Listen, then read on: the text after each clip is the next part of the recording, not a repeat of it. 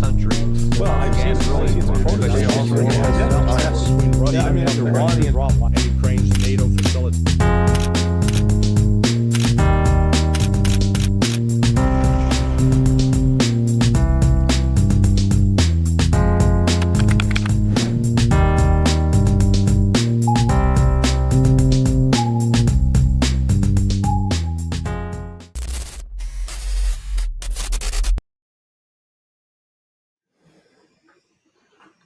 And yeah, we are live. I'm here, not paying attention to the screen, sorry. Hello, Larry. How are you doing? Thank you very much for coming again. Yes, sir. How have been this week for you?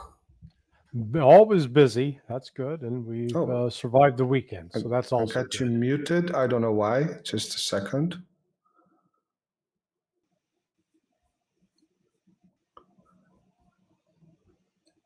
Where?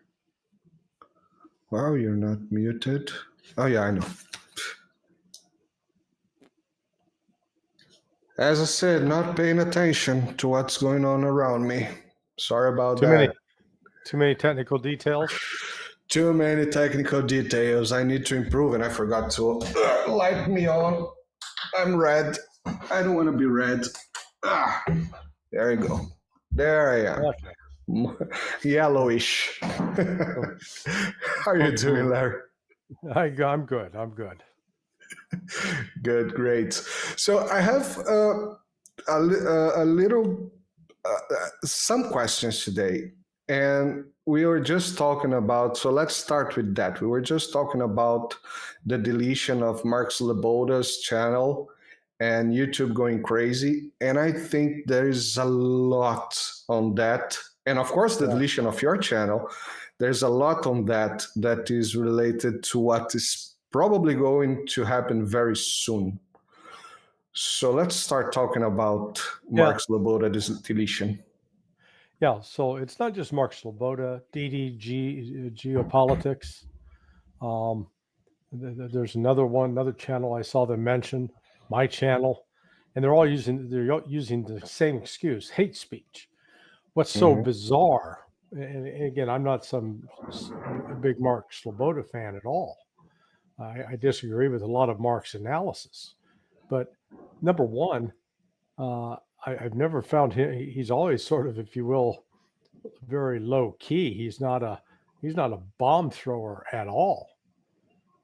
And he reportedly hasn't even posted anything on YouTube for several months. And yet they're going back and calling that hate speech. I mean, for God's sake, it's ridiculous.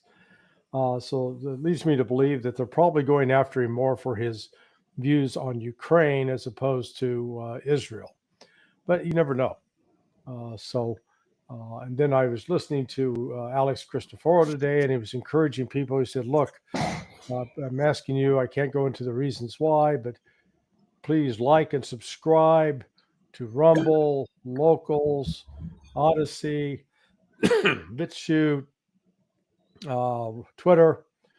I'll talk to you more about it later next week. So that tells me that they may have been either notified by YouTube or they're anticipating YouTube's going to take them out. So the suppression of free speech is underway. It's like we've never seen this in the West to this extent. This is we used to make fun of the Soviet Union and communist China for having these kinds of draconian controls on written and spoken word. But now the West is doing it, a corrupt authoritarian system. Yeah, just the other day, this Sunday I made a live stream where I talked about, I have conversation with friends here and there. Of course, I don't mention their names, but I was talking about a friend that we were chatting on WhatsApp in a WhatsApp group, and, started this all communist, capitalist stuff. And this guy, very brain washed by the narratives of the West, by Hollywood. This guy was at some point he said I was sitting on my couch. choosing the channels that I have the option to choose, And what I said is that, well, if you want to watch LarryCJohnson's channel on YouTube today, you cannot. So it's not about choosing. You cannot choose what you want to watch. You can choose what they allow you to watch. So this is not choosing anymore. We talked recently, you said about, you made a video on your channel about the RT banning on Apple TV and all the outlets. Just this week also, we saw that TikTok erased all the accounts of all the videos and accounts of RT and Sputnik. Yeah, Sputnik. Yeah. And Meta as well. Zuckbot also deleted RT and Sputnik, as it looks like. And we just saw 2 days ago that the Israeli Defense Forces raid Al Jazeera. Yeah, in Palestinian territory. Israel has no legal authority there. They're like I said, they're a terrorist state. Yeah, saying that's hate speech. Well, it's just a statement of fact. It's pointing out a fact, exactly, a statement of fact. And what I found interesting about that was exactly that they raided Al Jazeera and they closed it for 45 days. So I don't want to push the narrative of 3 days Putin want to take Kiev or something like that. But it pretty much sounds to me like there is something about to happen and they're planning it to happen for 45 days. Right. And all that going on together at the same time. What do you think perhaps we're about to see? Not putting a crystal ball here, but what does all these things kind of point to an operation, something like that? No, I'm not sure. I think there has to be a reason for this sudden surge in cancellation. Mm-hmm. I'll be interested to see if they go after the judge to try to take him down. He may be too big to eliminate. So, there's something. Sometimes you can be safe with those kinds of numbers. On the other hand, I don't know if this is cleanup in advance of the November election. I don't think the West, at least in the United States, that the Biden administration is consciously planning to insert and start a war. In fact, I think they're trying to prevent that simply because they realize it would be a death knell for them in the election. But, there are some, those of us who have been shut down, we did not do anything so egregious in the last week or two that merited the sudden movement to start squashing people. Like Sloboda. I mean, I was shocked at that. I said, really? I mean, that guy, he's not controversial. I mean, I don't want to suggest that he's boring. He's not boring. Maybe he might, if you need some sleep, go watch it. Yeah, I'm kidding. But, but it's like, he's more like a cuddly teddy bear, and you're gonna, he's not a hate speech kind of guy. Yeah. And they said hate speech? Come on.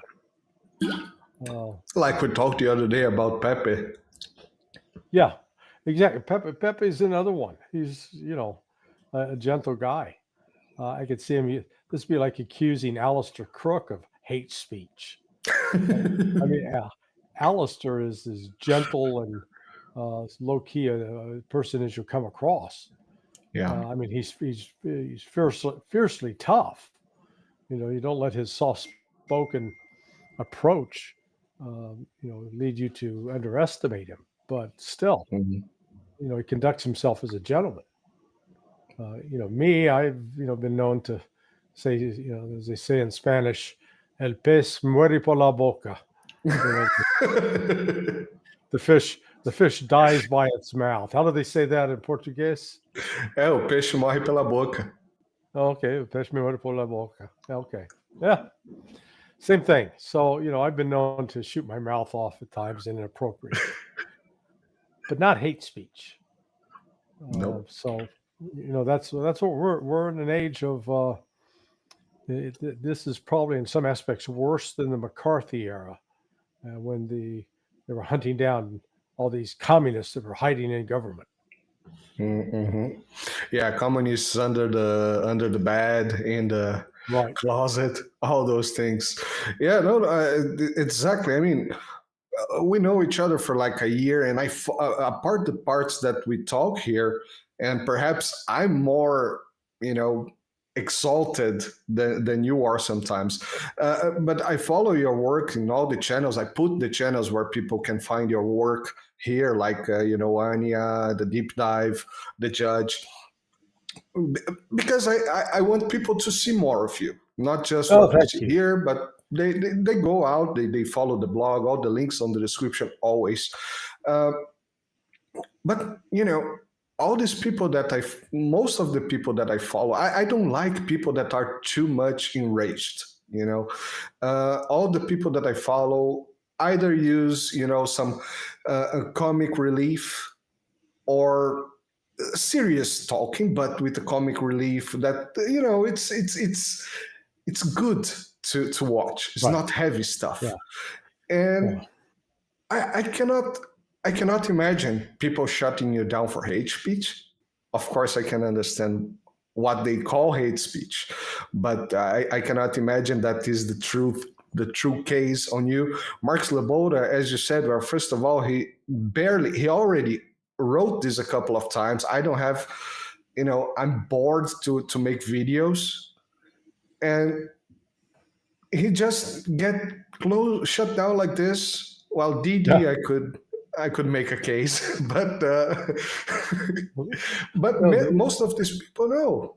Yeah. So it's it's tied in with the action against Dimitri Simes, the FBI raid on Scott Ritter's house. So I've already had to go out and retain an attorney. Because I anticipate that I don't trust the government, and it's really a shame, because I had a close working relationship with the FBI when I moved to State Department in October of 1989. One of the first jobs is working with the FBI investigators who were on the Pan Am 103 bombing case, and they weren't consulting me about investigatory leads, but worked with them on if they had to go overseas to follow a lead, we'd get the country clearance for them. We were dealing with them on what some of the issues were, that the obstacles they were running into. We knew what the direction of their investigation was in terms of what they were looking at. Initially, the Toshiba radio. It was only later they came to look at the Meebo timer.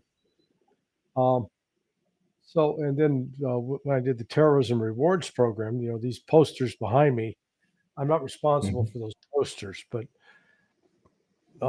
I did start the terrorism rewards program as publicity campaign. And I worked with the deputy director, the number 2 guy at the FBI, a guy named Floyd Clark, in the support of what was called the emergency support team, now known as the FEST, and it's unclassified now. Back then it was considered top secret. This was an interagency team that would respond to go overseas. So, I dealt with people, one guy who went on to also become an assistant deputy director of the FBI, but he was a field agent back then. I said, so I have several friends, good friends. And now to watch what the FBI has become, basically a secret police. And with no understanding of the Constitution and been willfully violating the rights of American citizens, lying and misrepresenting evidence, fabricating evidence. You know, they need to be disbanded. It's like the CIA. Both of them just need to be burnt to the ground, start over. Yeah, because in my mind, CIA was always some shady organization for the public, for the general public. And I mean, it's an intelligence agency. I guess you're supposed to be a bit shady at some point. But the Federal Bureau, that's not supposed to. How can you? I mean, the Bureau was supposed to be committed to, if you will, law and order. Mm-hmm. The agency, as you said, by virtue of its charter, was going to be involved with,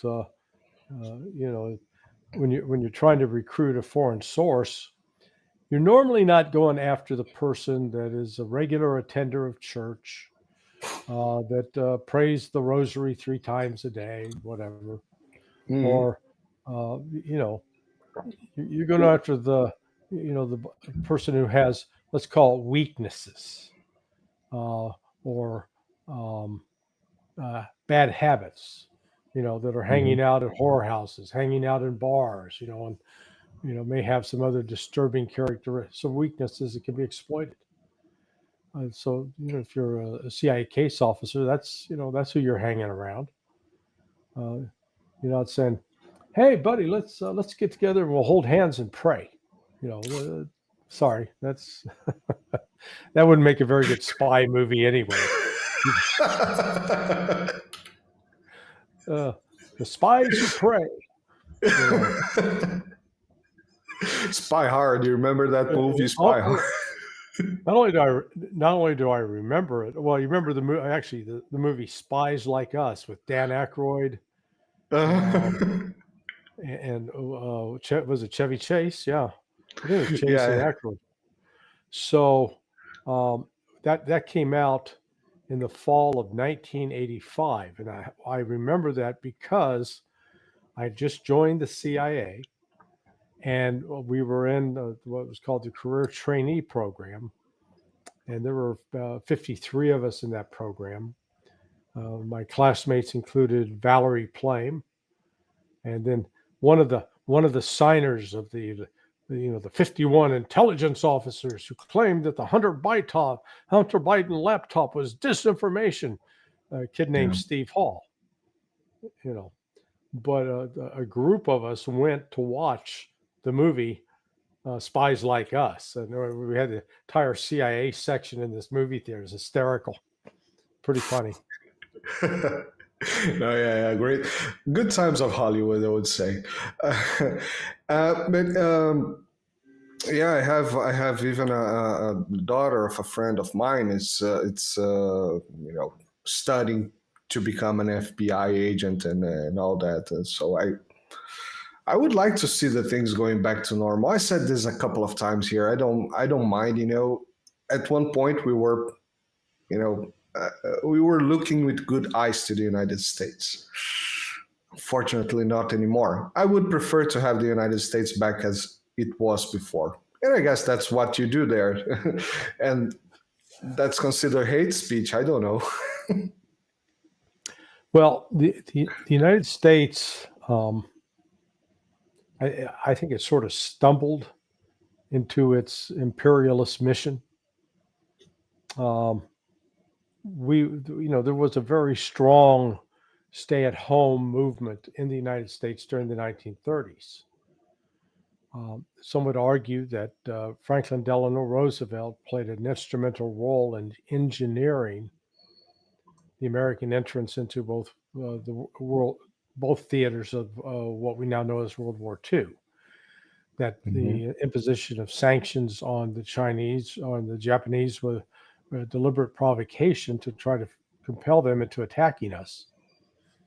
Because he recognized that unless we were attacked and could associate that somehow with Germans, there really was no support in the United States to go send more American soldiers to Europe to fight with, on what they believed was just a European war, and they should leave them to their own devices. So out of that, though, that's when, that marked the birth of the United States as an imperial power. And as I wrote the other day, we constantly project onto Russia and China this notion, hey, you're the imperial, they're trying to take over the world. Yet the only country that's got over 750 military bases in 80 different countries is the United States, not Russia, not China.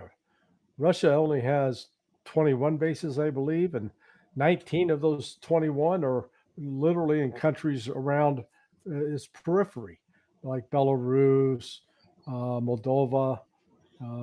They considered Crimea before. Now Crimea is back being part of Russia. Tajikistan, Uzbekistan, places like that.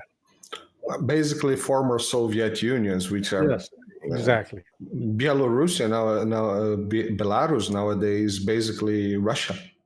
Right.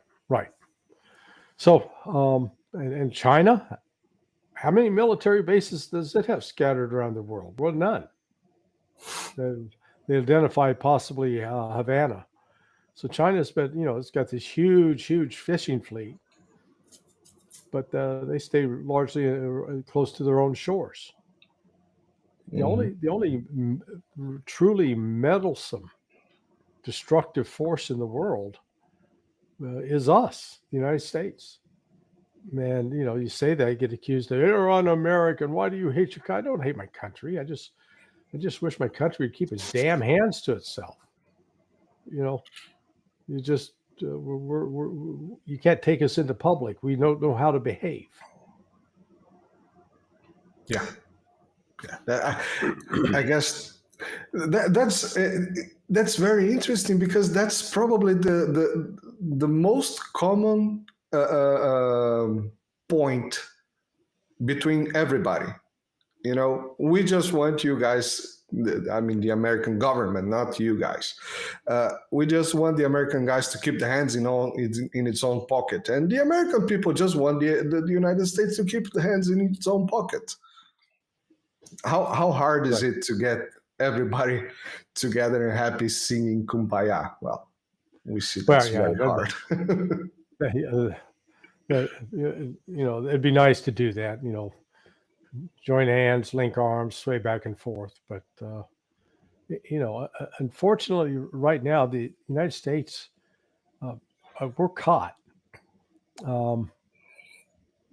We don't have the means to sit down and have a discussion with the Russians. Any politician that proposes that, if Trump tries to propose that, he's immediately accused of pandering to the Russians and allowing the Russians to meddle in our election. So the only accepted perspective in the United States now is to condemn Russia and declare Russia an enemy. Well, for God's sake, during the Cold War, we had at least talked to the Russians. There was at least conversations between Nixon and Brezhnev.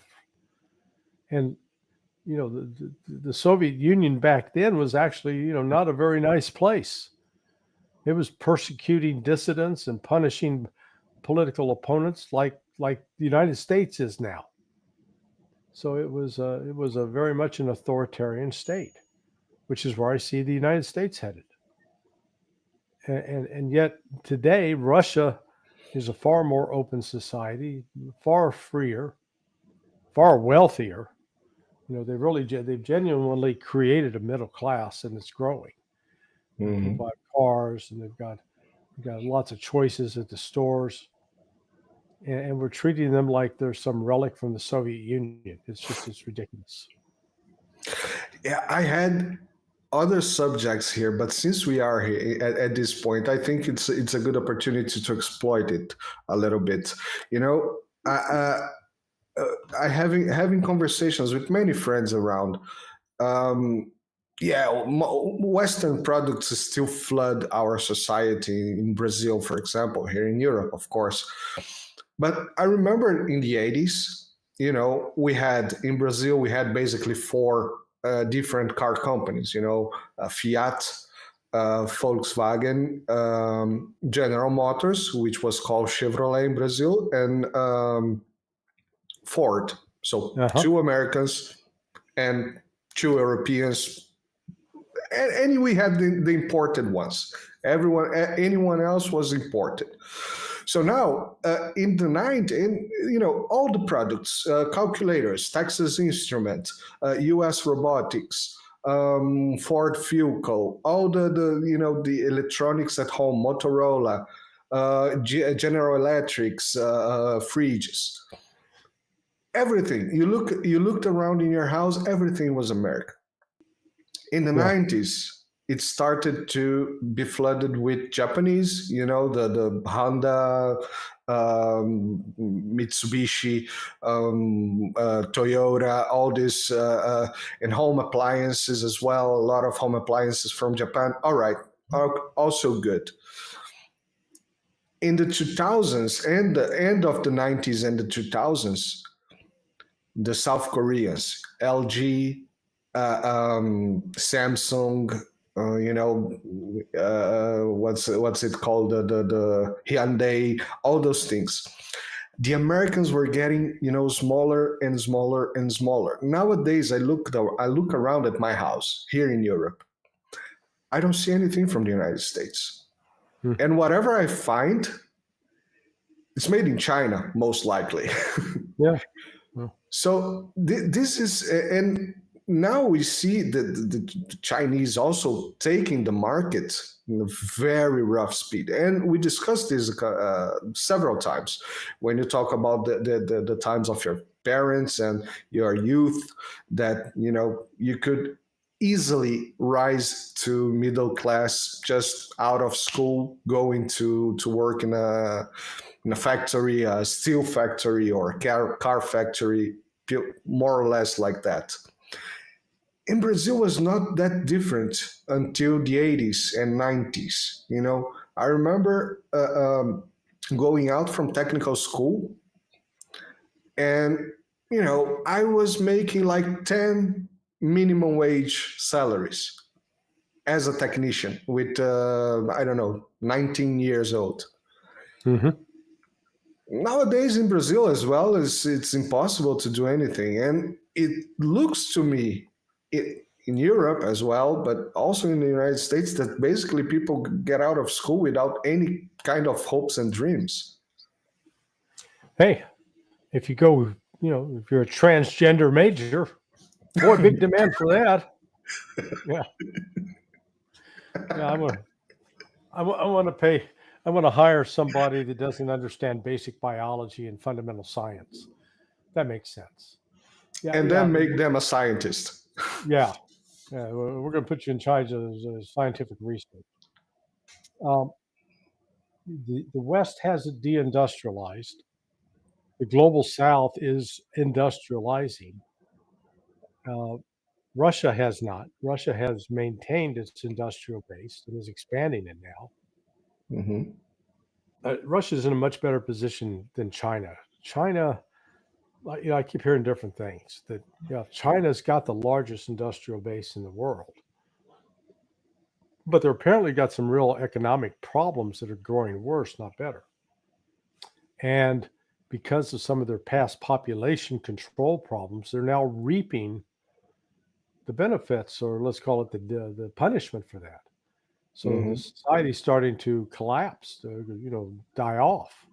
If you can imagine that, how do 1 billion plus people die off? But they're not reproducing. They're not replacing themselves. Russia sort of has that problem as well. And they're doing everything they can to encourage large families and more children. Europe is on a death spiral.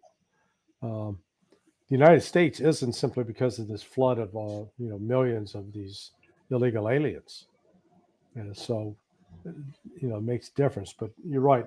You're not old enough to remember using transistor radios as a regular. I do. I remember. Oh, do you?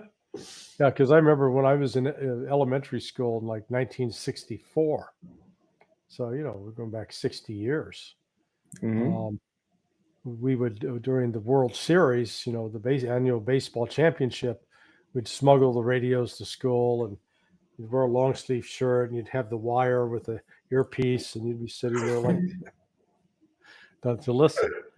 But now with from that 60 years ago to smartphones today, which is got more memory and more power, computing power than the first computer I had at CIA. Yeah.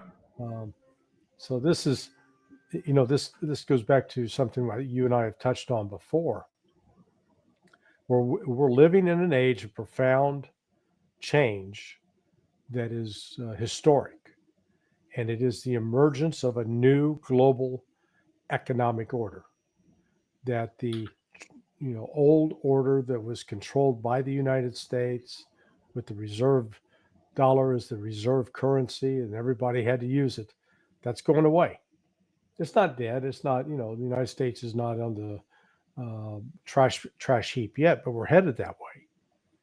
And the world is rapidly moving in the other direction and disconnecting and, going back to gold, perhaps. Yeah, every country is going to be relying upon gold for sort of establishing the value of their currency. So, we're in an interesting time, to say the least. Yeah. Unfortunately, that's not a good thing in the Chinese world. Yes. Yeah. That Chinese curse, may you live in interesting times. So we're there. Yeah. Well, we're there. Exactly. Okay. So trying to come back to the Middle East now, because I think unless you have something very interesting to talk about Ukraine, because the things there are really dying down. It's hard to find any interesting thing to talk about Ukraine apart the fact that it's collapsing. Well, the dying part's being done by the Ukrainians. Yes, they're dying in mass, and but the Russians are accelerating their offensive throughout the Donbass and in Kursk. So there are some who genuinely believe that this whole thing could be over by end of December. The Ukraine's ability to continue to fight is just going to end. It'll come to just sort of, it'll fall apart quickly. There is something interesting to talk about Ukraine after all. I just remember we have Zelensky in the United States now with the super victory plan. What's the super victory plan? He didn't tell anyone. His piss plan. Piss plan. Piss plan. Go on. The Swiss peace plan. Yeah. No, he's got the super plan. Can't tell you about it though. You can only tell Joe Biden. And if you got this great plan, why haven't you done it before now? Their plan is simple. Make us a part of NATO, give us $1 trillion a year, and you come over and kick the Russians' ass and leave us out. Great plan. Why didn't we think of that?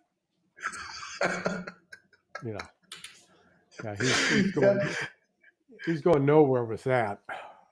I can actually imagine a doodle with a plan like, United States, bomb Russia, we win, something like that. Yeah.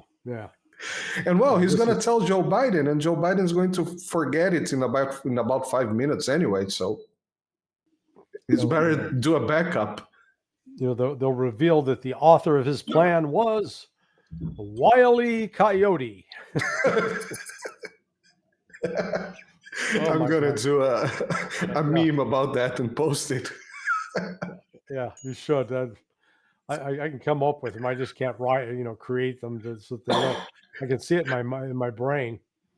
But the Wile E. Coyote, the power behind Zelensky. We're going to run off cliff with bomb. Go,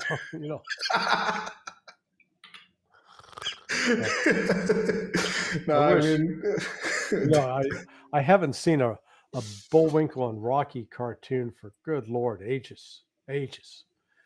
But boy, do I remember Boris and Natasha, the Badanovs, and because you've never seen that, have you? No.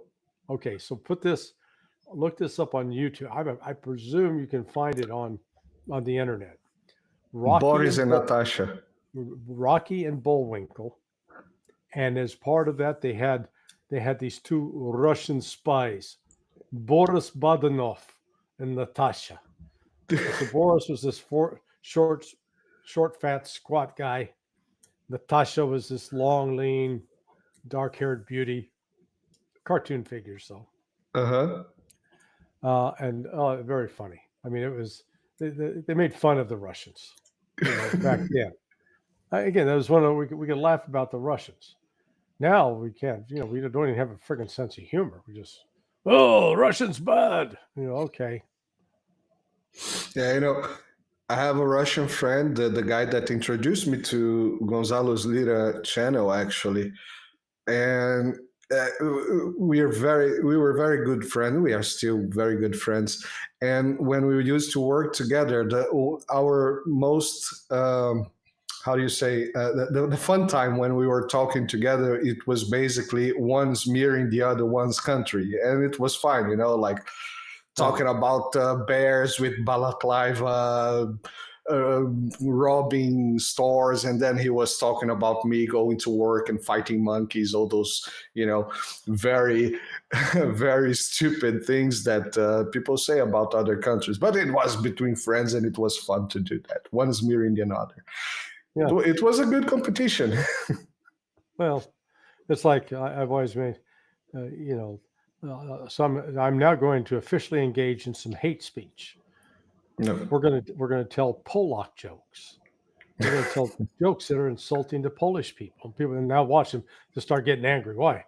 Well, do you know why people in the West tell Polak jokes? Well, it's based in jealousy, because the jealousy is this. Imagine your 5-year-old Pawelewski Marcinkowski, and you've just gone to kindergarten, and your first task is to write out your name. So here you are, Pawelewski Marcinkowski. So basically, you've got like 24 of the 26 letters in the alphabet that you have to spell out right there off the bat, just to spell your name. Meanwhile, here from America, John Smith. Okay, 2 syllables. 2 syllables, maybe 6, 7 letters total. So what happens when you're 5 years old and you start that young, and you got this long, complicated name that, like I said, you got to use multiple letters, and it's got a lot of different movements, and like every time you write something with your hand, particularly when you're young, you're wiring neural pathways in your brain. Mm-hmm. So the Polacks have a definite advantage. They're wiring more brain cells up from the very earliest age, whereas the Americans are like, hi, my name's Bud Smith, Tom Jones, okay, Larry Johnson. Well, you have a middle name. You're dangerous. Oh, that's true. But the reality is, by the time they hit the high school age, the Poles are light years ahead of your average American. And they've had that advantage from the beginning. So how do we as Americans get back? We tell Polak jokes about how stupid they are. It's called projection. Yeah. Okay, that's my theory. I think there's something to it. Of course, jokes. Humor is it's a good thing. Of course, you have very unsensible things, and the thing about humor is that it has to be funny. If you try to insult people for free and it's not funny, you failed humor and you're just an asshole saying stupid stuff. Yeah, the only one who really got away with that was Don Rickles. Oh, I don't know him. You don't know Don Rickles? No. Oh, dude. I have to check. Don Rickles. Don Rickles. Rickles. I keep forgetting you're a kid. So if you've not, Rickles was known as he was the ultimate insulter. I mean, he's very funny with it, how he did it. I don't know. Have you ever seen the movie Kelly's Heroes? It had Clint Eastwood, where they went to steal a bunch of German gold. Again, this was a movie that was No. made in the 1970s. It's over 50 years old. Don Rickles is in that movie. So it was. Did you see the movie Casino? Yes. Yes. Okay, so he's in the movie Casino. He's the bald-headed little guy, not little, but he's he helps run the casino for De Niro. Okay. I know who you're talking about, but I do not know him apart from Casino. Yeah, but when you talk about a comedian who insults people, that's Rickles. Yeah.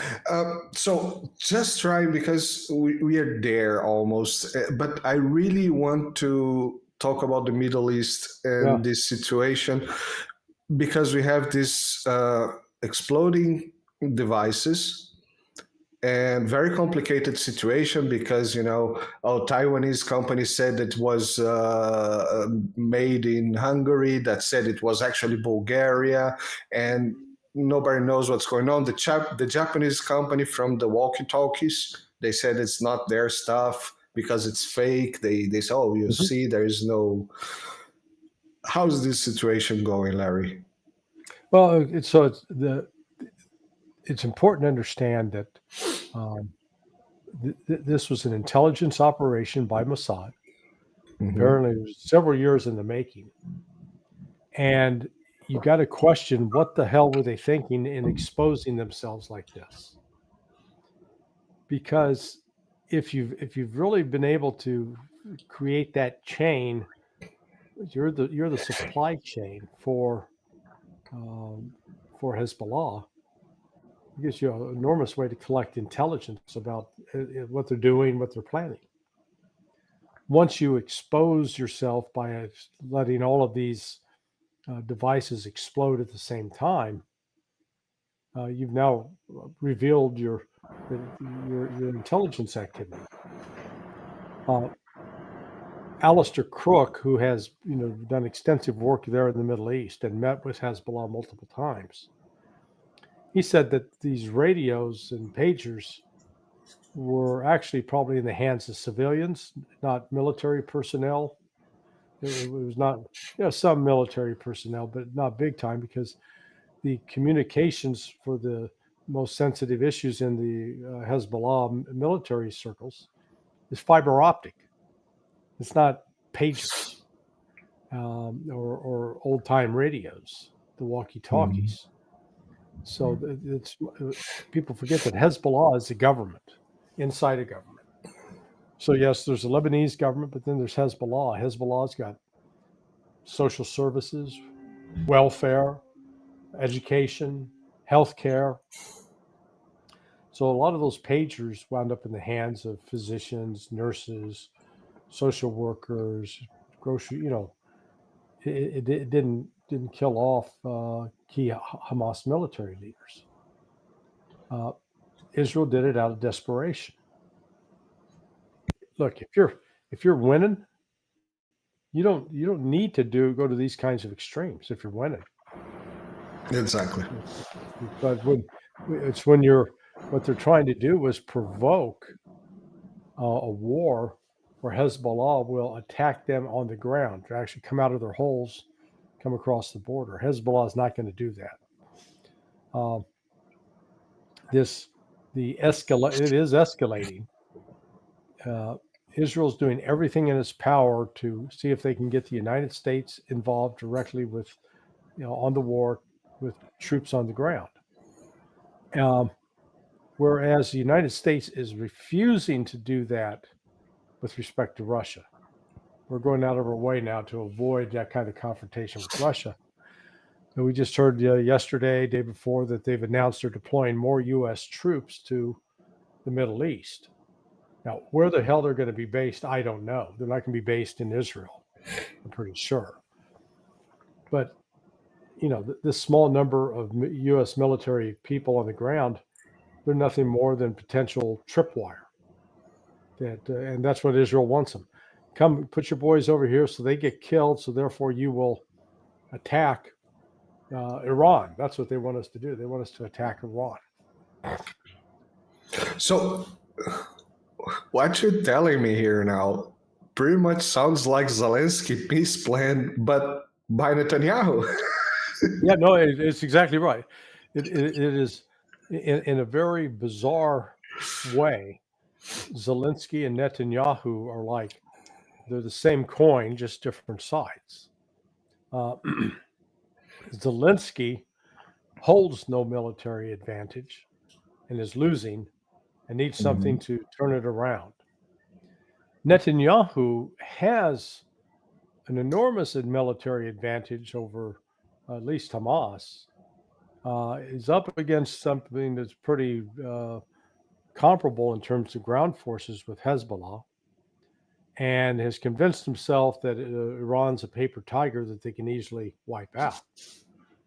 But they recognize that they need the United States in order to do this on both sides. So getting the United States to fight in two different wars is the objective of each. It's crazy. And what we've seen is that there's really nobody in charge in Washington. Or maybe the one that's in charge is Lloyd Austin. Apparently weighed in the other day with respect to giving Ukraine the green light to go start launching missiles into Russia. And he basically said, hell no and no. So, put a stop to that. That wasn't a Biden decision. That was a Lloyd Austin decision. And we had this thing that Scott talked about, this deal of the British and the United States that they almost signed for a nuclear strike. Yeah, I heard Scott talk about it. That's all I've heard about it. Okay. Whether the United States would be that foolish to do something from a preemptive standpoint to hit Russia with nukes, but Russia's anticipating that as a possibility. They're not dismissing it.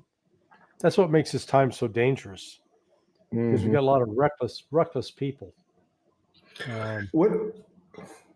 When we talked about timing, that's what called my attention. It was more or less the timing of this almost signing of the documents that we saw the Houthis shooting that missile in the middle of Tel Aviv. Yeah. And then over the last few days, Israel's been bombing the hell out of southern Lebanon, killing lots of civilians. Well, apparently the Hezbollah rockets and missiles have hit Haifa and other sensitive locations, and the Israeli government has ordered a complete blackout. No media is allowed to report on it. One BBC reporter did get some message out to the effect that there had been significant Israeli casualties. Oh. They're just not reporting it, and significant damage, at least in Haifa. So this war, I think, is going to continue to escalate. Yeah. I think this is the one that's going to get out of hand. It really looks like the one that is possibly getting out of hand. That's why I made these connections, because they are canceling Al Jazeera for 45 days. They are bombing. I just saw on Twitter of the IDF that spokesman from the IDF talking about how the Lebanese hide missiles in their houses. Yeah, which is nonsense. It looks legit. You have animations and you have pictures of missiles and you have colors and things that look like satellites. The images, it looks legit. Yeah, well, the Hezbollah fighters are good at creating things that look like weapon systems. You can fashion a tree trunk so it looks like an artillery barrel. They've done that before. They did, actually, the Bosnians, the Serbians did that as well during the war. So Hezbollah can engage in a lot of deception, and Israel, with all of its great intelligence, sometimes is missing the boat on what's happening on the ground. Or under the ground. Yeah, underground. That's in my discussions with your Brazilian counterpart, or at least he's the Iranian who lives in Brazil. You're the Brazilian who Oh, lives in Nima. Italy. Nobody stays home anymore these days. But I was pointing out to Nima that, when the U.S. invaded Iwo Jima back in February of 1945, was it? Yeah, I think it was 45. They shelled that island relentlessly for 2 weeks. I mean, big ass shells the size of automobiles, and planes flying over dropping bombs, and you look and say nobody could live through that. Well, the Japanese were dug in, they were underground. Yeah, were they uncomfortable? Yeah, it was a little discomfortable, a little bit of discomfort. But when the Americans started landing, they popped out of the holes and just shot the hell out of the Marines and inflicted a number of casualties. I think that's exactly what Hezbollah is going to do if Israel's dumb enough to invade southern Lebanon, which they've said all along. We've got to return our people to the north. Well, the only way they can return the settlers to the northern part of Israel, so that they're not going to face any more rocket attacks, is they got to eliminate all Hezbollah presence south of the Litani River. I don't think they can do that. I don't think they have the military capability or power to do that. And I think they actually stand a bigger risk of being defeated by Hezbollah in a way that would literally change the future of Israel. So, there's a lot at stake and at play here. But I was talking earlier today with Alistair Crook, and I'm going to do an interview with him tomorrow on my Countercurrents channel. Which Links will on appear, the description. Yeah, and that'll appear later this week. But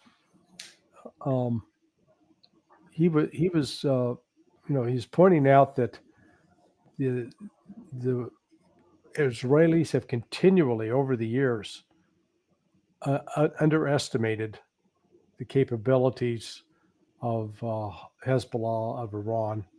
They've dismissed them. And the power of religious belief. The belief, what's called eschatology, the doctrine of last things, that you believe. Once you come to believe that you're living in the last days, that you're living with the fulfillment of prophecy, that all of this. So for Christians, this is the preparation for the return of Jesus. Mm-hmm. For the Jews, it is for the coming of the Messiah. They don't accept Jesus as the Messiah. They were waiting the Messiah to show up. And the only way that the Messiah shows up is got to be some terrible crisis. Look back over the history of the Jews since, the Roman Empire overthrew them, and all up through the events surrounding the Holocaust. You could always make the argument, oh, this is it. They're killing us all. This is it. This is the crisis. Jesus, the Messiah is coming. It's never showing up. But the point in that is, I'm not making fun or ridiculing that. What I'm saying is, people believe this fervently, Mm-hmm. and it influences their political choices. It influences what they do. And once these extremist Zionists are told by their rabbis that these women and children who are Palestinian are not real human beings, that they are walking representations of evil, of sin, they need to be destroyed, it becomes easy to kill them, which is what's going on. Yeah, that's the first thing that they do with you in the military. Yeah, they dehumanize the counterpart, so right.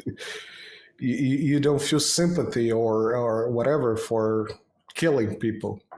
That's what they do. The interesting part is that they managed to do this with everybody, with around the world. The image, we do a lot of programs here in the channel, there in my channel, that show how Hollywood and the media of mass destructions, they play with people's perception of reality. Well, anyway, this is an extremely sad and complicated situation nowadays. But yeah, we're in the interesting times. Larry, we're on 1 hour. I didn't ask you today if you have to jump out. I would have one question. If you're out of time, I leave for the next time. We can. We got a few minutes. I can do probably another 10 minutes. Okay, this is a technical question, completely related, but completely unrelated to everything else we discussed today. So I want to understand, because I'm preparing for a show with the commander Farinazzo, the Marine guy here, about cryptocurrency. This is one part that I fail to understand. How does Bitcoin or cryptocurrency, any cryptocurrency, functions to funnel money on black market arms? Like, how does it go from someone's pocket, real dollars, to Bitcoin, to go to, let's say, Ukraine? Non-related reality. Well, okay, no. So you, once you set up a wallet, and you have an account, you have a place, you have a destination where Bitcoin or any of the cryptocurrencies can be set. Then somebody has to go. If they've got a pile of cash, they go through a broker who turns that cash into cryptocurrency. And then that cryptocurrency gets assigned to your account. And then that money, you can then take the money out of the account, and you can actually buy something for it, transfer to a regular bank account. What people fail to understand about cryptocurrency is they think it's a way to stay anonymous and hidden.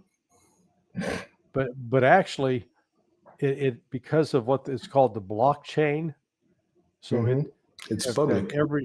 Every step in the process is auditable, so that that's one of the strengths when they advocate using blockchain, because it's tough to cheat. It's impossible to cheat on it.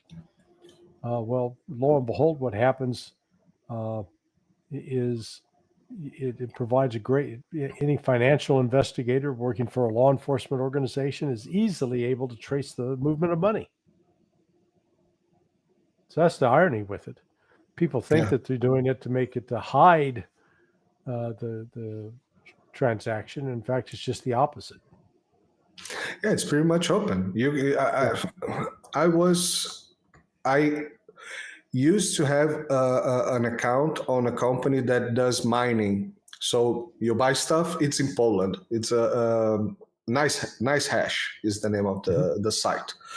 So you buy the crypto, you put the crypto there, and you can use it to mine crypto with their computing power, to rent computing power for crypto. And this company was hacked, and they lost all the money from everybody. So it took a time, but they repay everybody that had some money there. I had like $100, so I didn't care. But they took some time and they repay. The fun part was that, exactly as you said, the money went from their big wallet to one wallet. And then this wallet you can launder money on that. My question was more, but we could follow where the Bitcoins were going. Okay, they are going from this to this country to this other wallet. Nobody knows who's the owner. My big question here is, how does the government, or a party of the government, launders money via Bitcoin and it ends up in another country, and it's useful on this other country as a way to pay for, I don't know, weapons, or even to traffic weapons from one country to another. I don't think you're talking about money laundering. Okay, so let's understand what money laundering is. Money laundering starts with a criminal act. Mhm. That the funds that are generated are the result of some criminal activity, whether it's illegal narcotics trafficking, child trafficking, sex trafficking, arms trafficking. You got a crime, and you've got income that's generated out of that criminal activity, and you want to, quote, clean it up. Well, that's not what the government's doing in sending money to a foreign government using Bitcoin. That's just simply disguising, trying to disguise the origin of funds is a type of activity that is associated with money laundering, but it can also be attributed to other, like, intelligence activities. Mm-hmm. Okay, so it can be a bit of both at the same time, Yeah. and then It could be both. It could be it just could be. one. Just trying to, if you're going to, it's like if Mossad was trying to hide the origin of the money that was funding the manufacture of those pagers. Mm-hmm. Mossad would pay, one company, and then that company would turn around and pay another company. You try to create enough, distance between yourself and the final resting place of the money, so that it's not immediately traceable to you. Okay. Yeah, I'm trying to. This is one part that I am not completely sure. I know it's kind of easy to be done, but I'm not completely sure how the process happens. But I think this kind of gave me the ideas that I needed to build up the case for the situation of arms dealing, money laundering, black market, and even state money on that. Mhm. All right. So yeah, I think we're good for today. Okay. Larry, I'm gonna thank you again very much, my friend, for coming and another show. I hope everything has gone well with BitChute. Guys, remember to like, share, and subscribe to Larry's everywhere. Perhaps if you want, we can also, we started today to stream to Rumble, and perhaps if you want, we can do it also on Twitter. I know that actually, you don't use your Twitter account. I just pulled up the BitChute account, and it's working. It's working. Fantastic. Yeah. Let's hope that is. In any case, I'll send you the link, and if you have any trouble. So remember, guys, all the links are on the description on the IDM. Larry has all his links on BitChute, Rumble, all his pages. And remember to go on sonar21.com. It's written there. And please say what you think about the introduction of the show. I hope you guys enjoyed that. Next week, we're going to have the finishing vignette as well. Larry, thank you very much, and see you next my friend. week. All right, I will be here. We'll talk then. All right. Bye-bye. Okay. Bye.